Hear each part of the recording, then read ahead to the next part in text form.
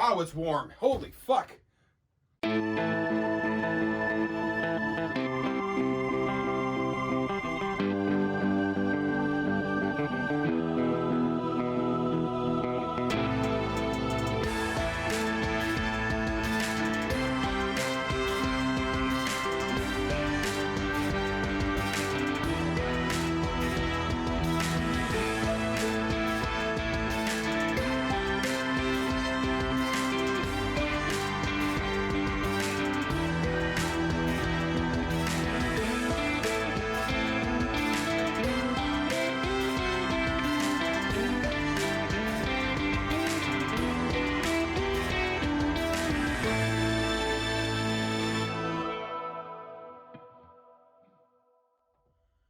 And as the intro once again fades out, we welcome you back to another episode of the My Opinion Doesn't Matter podcast. We have a special guest with us here today. Back with, well, not back with us, but back on Zoom. We have my good friend, someone I've known for actually a lot longer than I think than I even realized until just a couple days ago. We've known each other since ninth grade. I was in ninth grade, at least 10th grade. It's been a minute, but my boy B Rock is in studio today. Say hi to the people, my guy. This is the COVID special right here. Absolutely. Well, it doesn't help that you live like 3,000 miles away either. How you doing, man?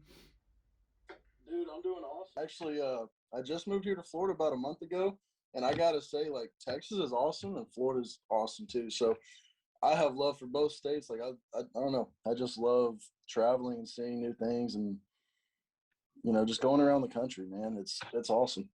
When did you move to Texas? Because you moved to Texas after I had met you, I believe, right? Or were you in Texas for a while? I was up in Michigan for a little bit, just visiting for a short period of time when you had met me in person. Yeah. I was up there for about 6 months, but man, I moved. I turned 25 in July, and I moved away from Michigan when I was 17, and then I was in Texas all that time, pretty much. What made you want to move to Florida from Texas? Just opportunity, especially in the music game down here. Like, I cut hair for a living. It's what I love. It's my passion. But when it comes to music, man, there's a lot of opportunity in Texas, but here in Florida, man, like especially in the hip hop world, you can imagine you got Miami, Tampa, Orlando, just big city. Lots of hip hop artists, man. I made cool connections. I just be chilling by myself. I go to the bar, sip on some whiskey, and then just start. We got some alcohol today on the show, ladies and gentlemen. We got some drinks. If you're drinking with us, raise your glass. Yes, sir. Usually I have coffee, but today we got some alcohol. I also got water too. But so you mentioned music, so that's the big reason why you're on today. You've been making music for God knows how long. I'm sure you'll get into that for how long you've been doing this as well. We just had Derek Evans on the other week. We gave you a little bit. So those who are wondering, wait, B-Rock, didn't we see his picture on the green screen? Yes, you did. This is that guy. We wanted to get him on after we mentioned him, and they're like, you know what? Actually, that would be a great guest to get on the show. Actually, that makes a lot of sense. But I met him when I was in ninth grade, when I just started to make music, and really, not even really making music, I was making covers of other people's music. And you were at the time with the Family Records, and somehow I'm not sure if I met you through Evan or if I met you through Matt. I'm not sure which guy introduced me to you. One of those two introduced me, like, hey, hit this guy up, talk with him a little bit and get some more insight on how to do this stuff. And that was what me and Evan talked about, how you were never afraid to give me any, despite the fact that you had never met me in person, you didn't know who the hell I was, you were never afraid to give me any kind of advice, like, hey, like, I think you're doing this well, but this needs some more effort here. Like, I think, I remember specifically when I started to actually write my own music, you made it you made a point to tell me like, hey, like, you know, some of your rhymes are feel a little easy. Like I could predict the word that you're gonna rhyme it with based on how the flow is. Like you're a little too predictable. Stuff like that I never would have thought about. At that time, just being very very young. In writing music before I was just writing poetry. So just transferring poetry to more of that rap style. There was a lot. It is more of a transition than I think people realize. They have a lot of similarities, but there's also a lot, it's obviously got its main differences. There's a difference between rappers and people who do slam poetry. Is obviously there's a difference. But I always appreciated the fact that you were never afraid to let me know what I was doing, even if it was unprompted. Even if I never called you, you would call me, be like, hey, I heard your song. This is my thoughts on it. You were never afraid to do any stuff like that. I remember being very, very appreciative of that. So I kept you around. I kept you around the circle that that I like to keep around here, man. And finally got to meet you when you came down to Michigan. I got myself a nice haircut, nice beard trim up when I saw you. Of course, had to. It was a lot of fun, man. It was really cool getting a chance to actually meet you. And obviously your music is spectacular. And speaking of that music, I believe you may have a new project coming out relatively soon that obviously has nothing to do with why we're doing this podcast episode right now. Nothing to do with that at all. Tell us a little bit about that, man. First off, your podcast is awesome. I love your show. You've done an awesome job so far with just everything you've done, what you're doing, and I see the progress you're going through. Kind of back what we was talking about with me. Yeah. Talking to you about music, now talking about what you do. This is you, man. This is you right here. Like, it blows my mind. So, anyways, back to what you asked me. Yeah, I do have an album releasing. I don't have an official release date yet, only because I have 2 songs left to record. One of them I can't really talk about because it's a kind of like a secret. The song's already out, but there's going to be a different version to it. That's as much as it's going to be pretty awesome. And then the other one, I'm working. Nobody even knows about it, man. But the last song I'm working on, other than that other one, is I'm working on a song with Circumvent. He was featured on my song Ghost I released back in okay. So he's gonna be on another song, so look out for that. Hell yeah. Okay. I gotta record everything else I have sent to my engineer. He's got everything, and it's kind of just like as soon as we get those 2 done, he likes to work on the project in total. Like when he mixes and masters, he puts them in his own, and the whole album itself is a whole theme. So that's just the way he worked. Like we work well together. So, I wrote my songs. I mean, this album has probably been about 2.5 years in the making, in terms of like just the writing process and life experiences too, man. Like it's I find myself like taking unintentional breaks from recording, and then I'll just write a lot, and then I'll hear an instrumental or something, and I'm like, man, like this just makes me feel a certain type of way, and I just jump on it. And I little breaks, man, just to kind of experience life, because I wouldn't have anything to talk about if I didn't do that. I agree. I know.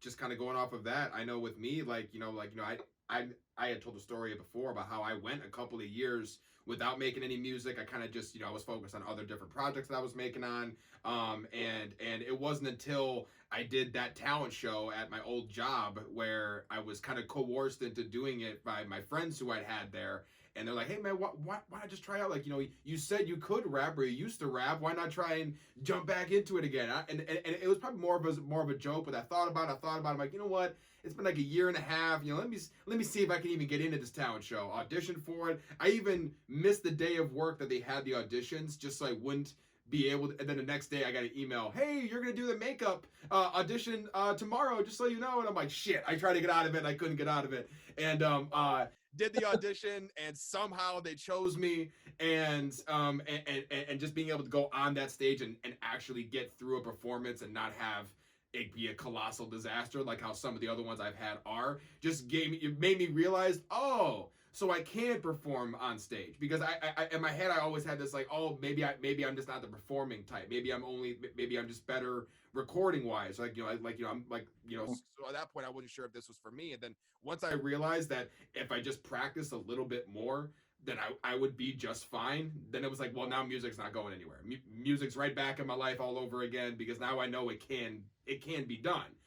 Like I just had to prove it to myself that it could be done. So I took that time off, and I would just write in the middle of the night and just write songs that in my head I never was ever gonna look. I was never, it didn't have a beat to it. It didn't have anything. It was just words on the paper, just to continue to get myself through any dark times or turmoils that I was going through, or like you said, new life experiences that come up. Because life changes every fucking day, especially these days.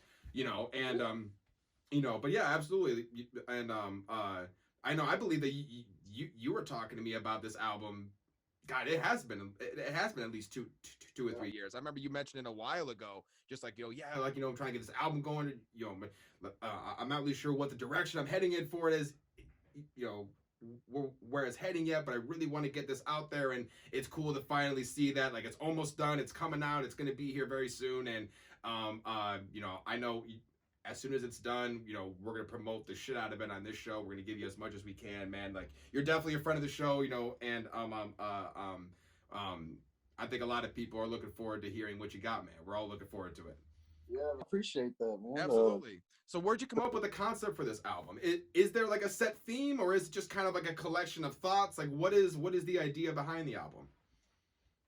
Yeah, man, is I was going past two since I started like thinking about working on it, man. Just life has been crazy. It's been left and right something, whether it's good or whether it's bad. It's always been something. So this has been a cool chapter in my life, and to be able to record through it has been another blessing. Like, man, I plan on having around 12 songs on the album. Okay, But that's a good size. being honest, man, it could have been over 20. Like there's beats I bought and I wrote to, and I either recorded all the way or I recorded some of it, and I just somewhere along the process I just wasn't in tune with it anymore. It's kind of like it's like, oh well, I don't know, man. It's working on an album is totally different than me just dropping like a little something, Yeah. Like it's a huge piece of my story. Yeah. And to keep the whole thing, like the whole thing is kind of it's a pretty dark album for the most part. Lots of trials and tribulations that I went through, Mhm. and to be able to just talk about it, it's pretty cool. Like music, that's another reason why I believe you were into music and why I currently do it. Is it's a release, man.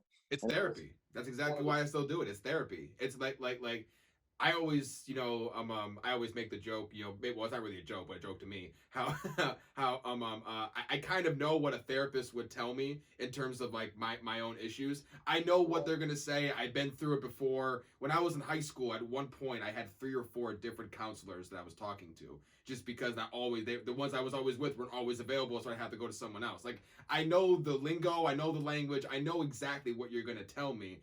Doesn't necessarily mean that's going to do anything, but music, it's just a different way that I can express how exactly I'm feeling, and I know that's exactly how you feel with it. How you feel with it too, and I understand not everybody is especially nowadays, people like like the Takashi 6ix9ine hype bullshit songs, but man, sometimes those songs that make you feel, man, rappers feel some of the darkest shit, man. Just the way that they can express it with ways, just obviously depends on the artist, of course, but just the way that they can express some of those, even a guy like DMX, who's current, if you guys don't know, right now it's the 4th of April.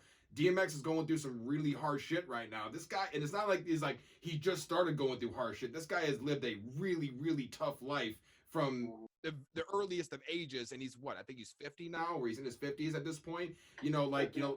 Almost every rapper that you love that makes those hype beast type songs has lived through some of the craziest shit that you wouldn't even believe. Like whether you made it, and it's the way that they say it in their songs. if you're not listening, you won't catch it. And those are some of my favorite types of songs where they'll just throw these little things in there, little tidbits of information about their own lives that they may not express in person to you. You know, like but them putting it out on the music, that's them putting their whole heart and soul into these songs, and those are just, to me, those are some of my favorite songs to listen to.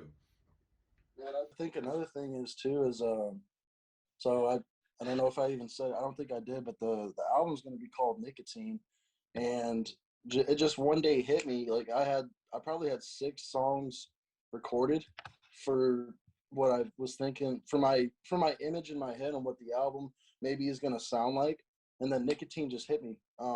Obviously themes of the album have changed because there's songs that I'm just not going to put out there because I'm not feeling, maybe as singles later on, maybe it's like something to come back to, yeah, but not for where I'm headed with it now. I feel like it's where it needs to be because and the whole name Nicotine is, I mean, I'm a little nicotine addict first off. But, I got mine right here. I got my vice thing right here. but other than that, like, I also did a little bit of introspection on myself, and I was like, man, I found out like, 2 years ago, around when I started doing this album, I'm a very codependent person. Okay. And it also went theme of the album, being addicted, having an addiction to someone being there, having an addiction to this device I have, this cigarette I got, this substance I use, just things like that. It all kind of went together with everything I was feeling, and I just felt like the title for the album was just that. And then once I like that title, I like that a lot. It was funny too because like when I made the title, like I'm a very very indecisive person. But once I decided on that, the album was like clear all of a sudden. Like those songs that I had that I'm not gonna release or they're not gonna make the album, like it was just clear that they weren't meant for it as soon as I came to that realization, the name of it. I like that you think that way too, because I think some artists get too like, especially when because I think people don't always, not every artist can just drop an album every 6 months or every 4, or less. Sometimes it takes years and years for it to, they might even drop projects before that album is even done because well, now I have a new idea, I'll come back to this album, but these songs don't fit this idea, so let me drop this other album and I'll come back to this album. Like that happens way more than what people think as well. Like, not, and I think some artists get too caught up and, well, I liked this song when I made it 2 or 3 years ago. I at the time it made sense to put that in the album, but like you said, now things have changed. Certain songs don't necessarily fit.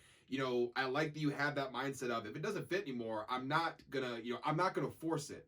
I'm gonna let the album kind of create itself. I like that you think that way. It's a process, man, and it's a cool one because it's my first album.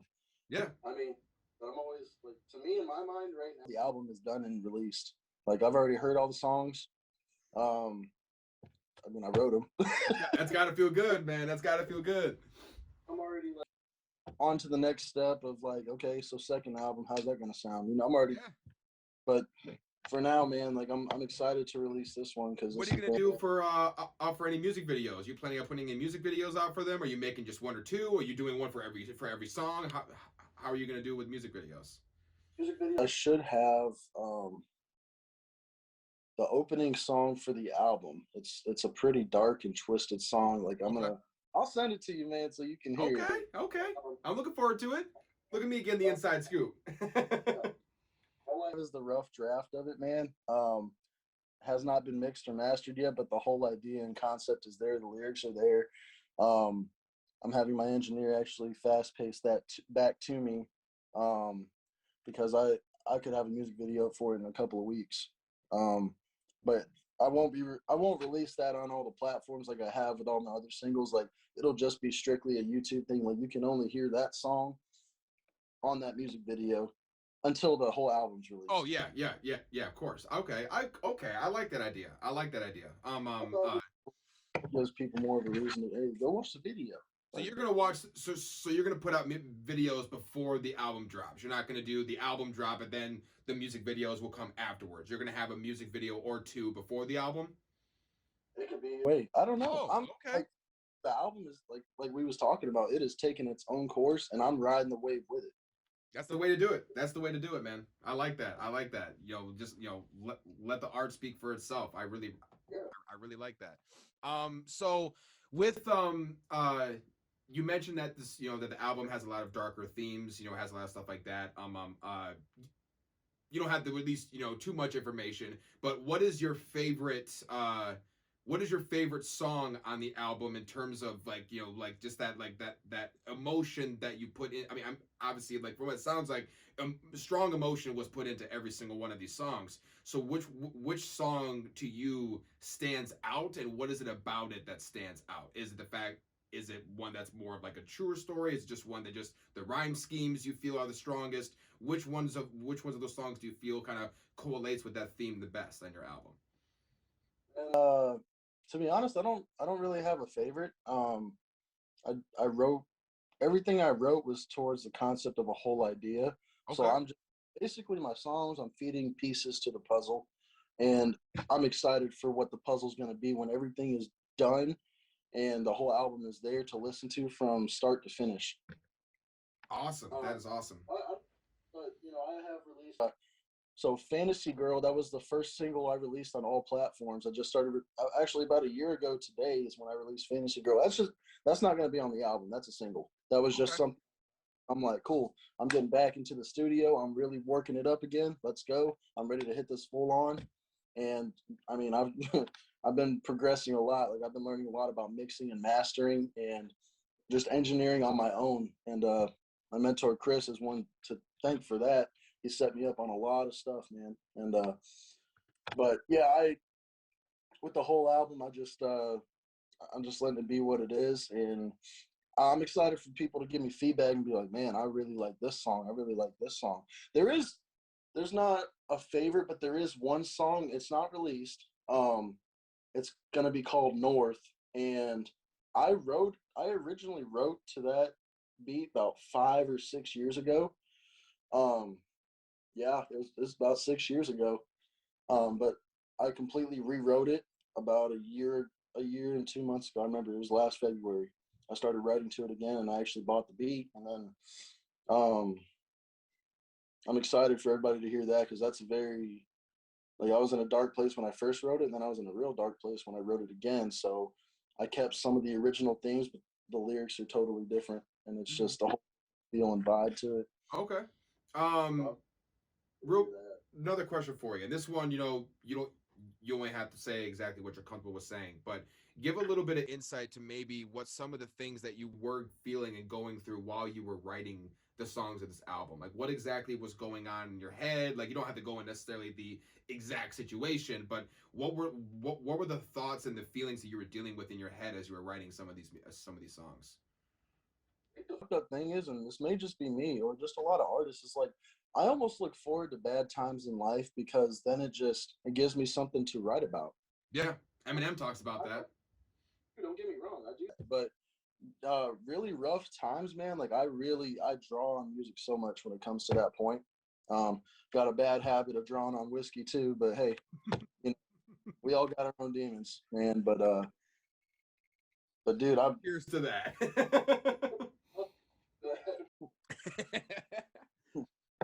but it's really just a generalization. I can't sit here and specifically say what happened. Yeah. It just it'll put me in a mood for a week. Something could put me in a mood for a week, and I write, and then I got writer's block for a week or two Okay. weeks. But I write a lot, man. Like my single "No Rest," that wasn't well. Hell, talk about Angel Eyes too. I featured a little heartbreak on that one. I wrote my parts in about 15 to 20 minutes, and then the song I released before that, I wrote that in 20 minutes, and that's hook, verse, hook, verse. Yeah. So Those are I the was best. Whenever you sit down in front of the paper and the whole song just flows right out, and and it just all of a sudden you're looking at your pages and you have a whole song. You're like, oh, like and like I said, you look at your clock. It's only been 20-25 minutes. You're like, I got a whole song right here. Like everything just flowed at this exact moment. Like those are the best moments. Whenever you can get a song just out and it's like, and you're looking back like, holy shit! Like I think I'm gonna actually have something here because I know. I mean, I've written dozens of songs that I look at and go, this is never gonna get recorded. This is all just kind of but this is all just my feelings kind of on the page. Maybe if I tweaked it or edited it, it could work. You know, there's so many songs I have in my old notebooks that will never ever see the recording booth. But then you get a couple of them that, as soon as you wrote them down, you're looking, you go, that's fucking it. That is it. That's exactly what I needed to express in this exact moment, and you have yourself a fucking song. You know, it may not necessarily be a #1 single, but you have exactly what you were looking for. You find it. Those are my favorite moments. Yeah. And what's really cool about it is like, all right, like I write a bunch, like you were just talking about. You'll write a bunch of stuff that is not going to probably go anywhere. Yeah.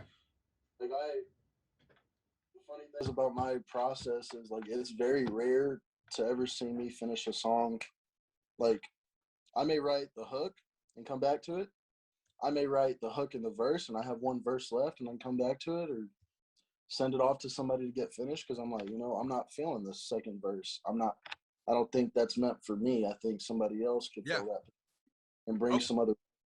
So okay, so kind of going off that kind of leads to the next question. How is it working with other artists, especially because you're obviously more of an independent artist. So how is it correlating with other artists? How does that process work for you? How do you do you come with someone with the beat? Do you come with them with the entire thing recorded of your parts? You're like, hey, I need you to jump on this other verse, or do you come up with like, hey man, like I want to just come or do you start with scratch with other artists? Like you go to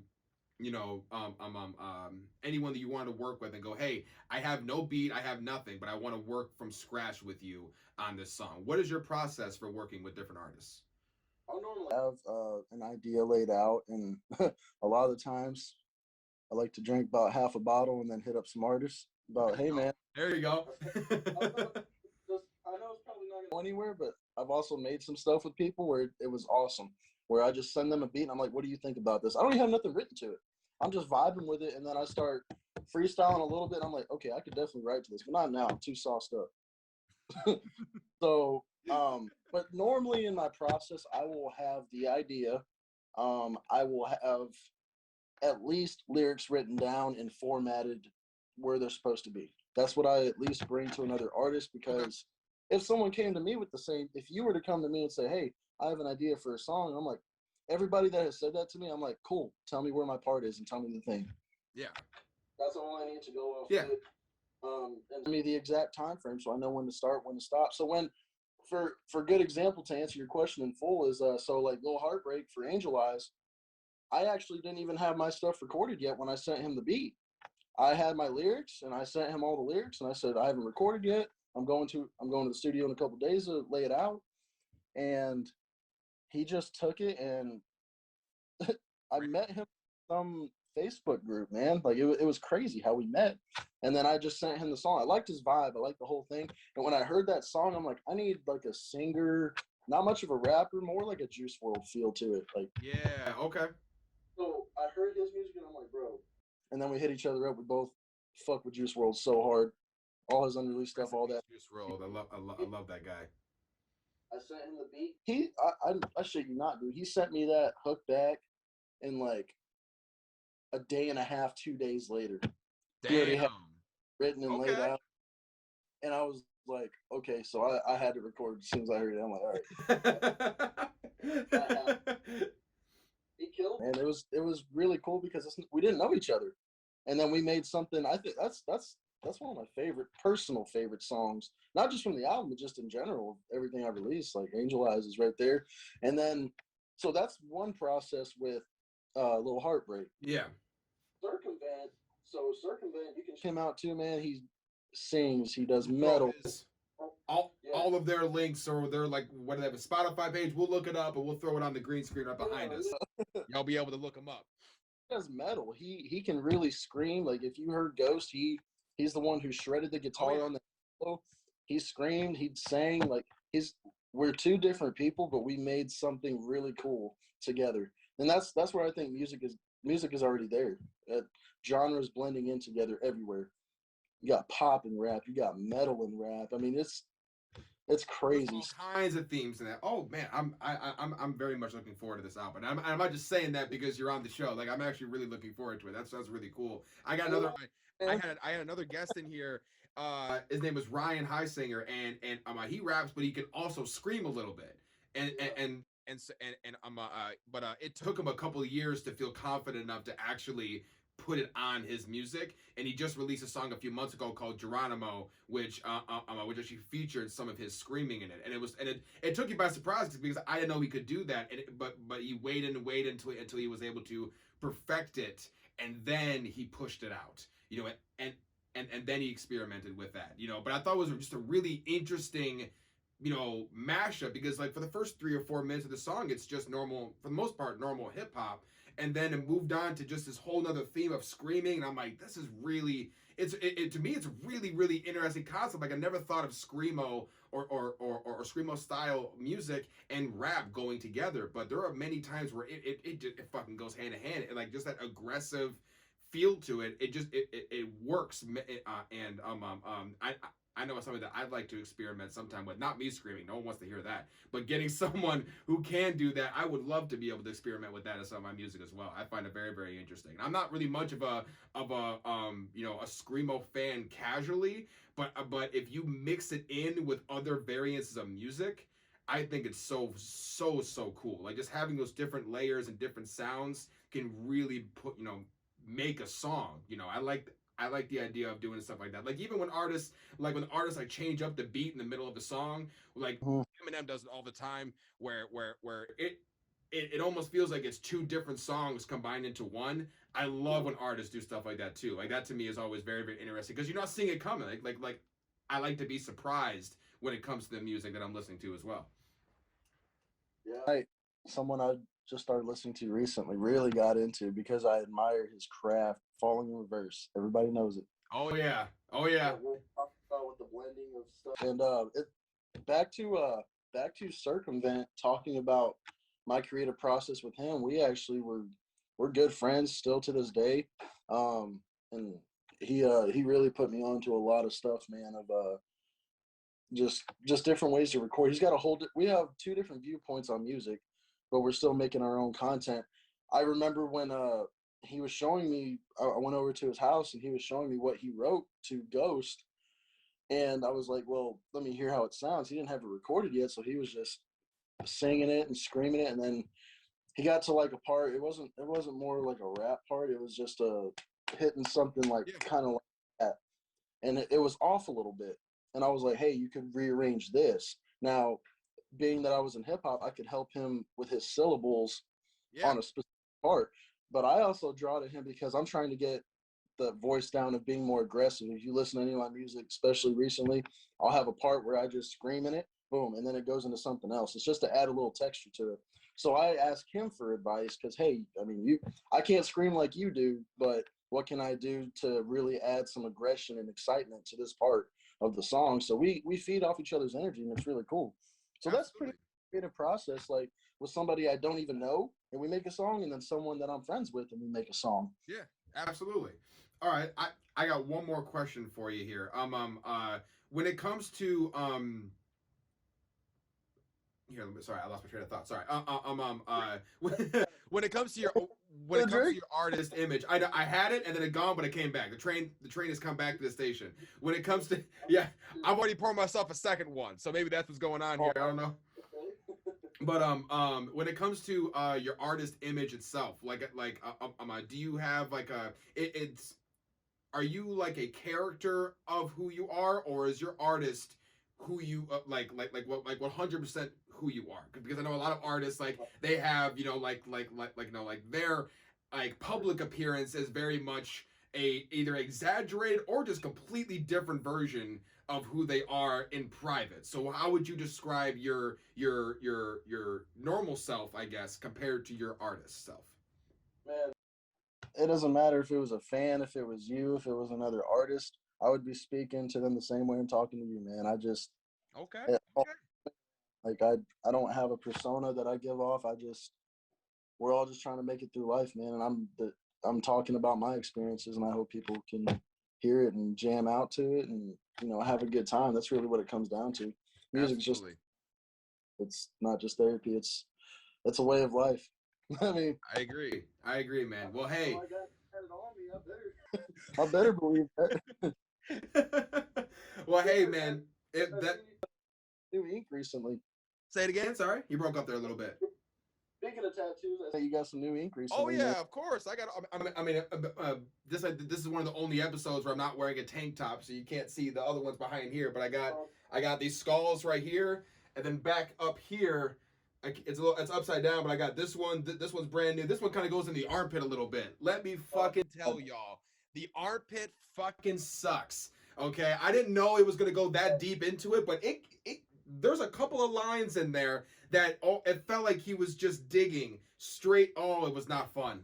That was not a fun tattoo to get, man. But I see the neck. The neck's looking real fucking solid. Let's show the people that neck right there, man. Looking real good. Good fucking guy. How did that feel on like the throat? Like literally like right here. I can't imagine that was a fun experience to go to. Not to mention having to have your neck stretched out for. I mean, I'm not sure how long you were in the chair for, but good fucking. 3.5 hours I was in the chair. Hey man, like I got like my hands, like the knuckles they sucked because I went over everything twice already. Yeah. That sucks going over scar tissue because there's only skin and bone there. You can't really do nothing about that. Right. You don't have much fat in your fingers. Last originally, and I added all this other stuff to the jawbone. This side, like obviously it sucks. You got a needle in your throat, but I'm very claustrophobic. So when I'm leaned back and they're stretching skin, I feel like I'm being choked. I'm like, damn, this fucking sucks. Man, I'm still not sure what I want to do with my neck. I'm not sure if I just want to get something that kind of comes up on my neck. I'm not sure what I'm gonna do. I know at least at this point, maybe if I get millions and millions of dollars, then maybe I'll tattoo my face. But as of right now, I don't plan on tattooing my face. My hands are definitely going to be coming soon. Like I'm turning this hand into a skull that's going to have the teeth on the knuckles, and so when I do one of these, it's gonna look like his teeth is jangling and shit. Like I hold it up here, it's gonna look fucking sick, man. I can't wait to get that. Super dope. Yeah. You tattoo your throat, it'll turn you into a little bitch real quick, man. But hey, everybody who looks at you once it's done looks at you and goes, damn, he could get through that shit. Like I can't. The amount of respect people just have by just looking at how much pain I must have gone through with all the tattoos I have makes it all worth it. Like, man, you must have gone through some hell with those. You're right, I did. They also were very expensive. Thank you. Into the room where I was getting tattooed. He's like, damn, bro, does that hurt? I'm sitting there, I'm like, the fuck do you think? Like, no, it feels great. You want to try it next? What the fuck? Fucking thing. People ask the dumbest questions when it comes to tattoos. Like that's always the number one question. Oh, did that hurt? Nah, it felt great. I like felt awesome. I felt like riding down a roller coaster. Like, what the hell do you think it felt like, man? Yes, it hurts. It hurts. Hey, you get a paper cut, did it hurt? Well, how the fuck do you think this felt? Right. You stub your toe and you're on your knees for 10 minutes. How do you think this fucking feels? You're nuts out for the whole day, man. Come on, man. It's like getting bee stings rapidly for hours on end, just rapidly in your skin. That's how it feels depending on the area you're getting it into. Like I got my ribs done. That's my big like bragging right when it comes to pain threshold. Like I got my ribs and people are like, oh, you got your, oh dude, you're fucking hardcore. I'm like, my artist thought the same thing because all I had was just this one tattoo, and I walk in, they're like, hey, I got one tattoo. I can get my ribs done, right? And he looked at me like, buddy, I don't know. Like, I got this, trust me. And he's like, oh, okay. Didn't sit up, I didn't take any breaks. He got right through the whole rib tattoo. I couldn't believe it. And neither could he. But after that, I every time I go see him, I get discounts. He's like, "Oh, you're the guy that got the rib tattoo in one sitting, man. You're fucking good. Anyone you bring over, I'll give them discounts too." shout out my artist Shane, man. Oh, and I gave you props for doing your ribs. It sucked, especially with all the words. Oh my god. Ribs. I'm just gonna be blank on the sides right here. That shit hurts. It helped. I was a little heavier. I had a little more fat around my stomach, so it didn't feel as bad as it could have. But man, was that a struggle to get through, man. Getting through the ribs was not fun. Well, hey man, we're gonna end this one a little bit early for you. This is just a nice little bonus episode for you guys. We're gonna release this around the time that my homeboy here drops his album. Just probably a few days before it drops to give you guys a little insight in right before it drops. Once this album drops, it'll be linked in the description of this on YouTube as well. So it'll be added in once his album does drop. Please feel free to check out his music he has now. It's on Spotify. Where else are you located at with your music? Everywhere, bro. Amazon. Look up B-Rock, guys. It's like we'll post out as many links of him that we can find. It'll be in the description. Then once the album drops, that'll be added in. But it was an absolute pleasure to have you on. I'm sure we'll have you on again as well. I would love to get you back on once the album has been released, some time has passed, and just get your insight on, okay, so how does it feel to have this album out now? How is the success of the album? How do you feel it is? We're definitely going to get you back on for a part 2 here in the next couple of months. But I know I had a great time with this conversation, man. We got a lot of good insight in this album, and hopefully this got everybody who's watching this excited about hearing it. I know I'm excited about hearing it. Any last words for the people out there before we sign off? And you can also check me out on SoundCloud. That's music that you will never hear on the platforms. It's just something random. Okay. We'll link that down too, for sure. Just free music for everybody to listen to. Absolutely. Well, all right, guys. You guys know the deal. All the links and subscribe, follow. Everyone knows the spiel. I don't have to spell it out for you guys. Everyone knows what to do. Share it with your friends. If you feel like they would be interested in this type of thing, if they want to see my dumb face, send them the link, man. I love to say what's up. And also, at this point, a lot of my interviews have been kind of recorded for this season. But if anyone out there is interested, I'm going to start promoting this on other episodes now. If anyone else is interested in joining onto the show, B-Rock called me. He called me to ask, hey, man, I got this album coming out. Let me get on the show. If you guys want to get on the show, all you got to do is hit me up with the DMs. If you know me on Facebook, throw me up on there. Or you go to our Instagram at MODMPod. That's Mod M Pod. My Opinion Doesn't Matter podcast on Instagram. Hit us up in the DMs. We'd be happy to get you on the show, even if it's for a little half an hour thing, or if you want to be on for a full hour and a half. Everything works for us, man. So with that being said, guys, we will see you with our next episode. Not sure what day this is going to be released, so I can't say in 2 weeks. But when the next episode drops, we will see you guys then. And with that, I'm out. Peace.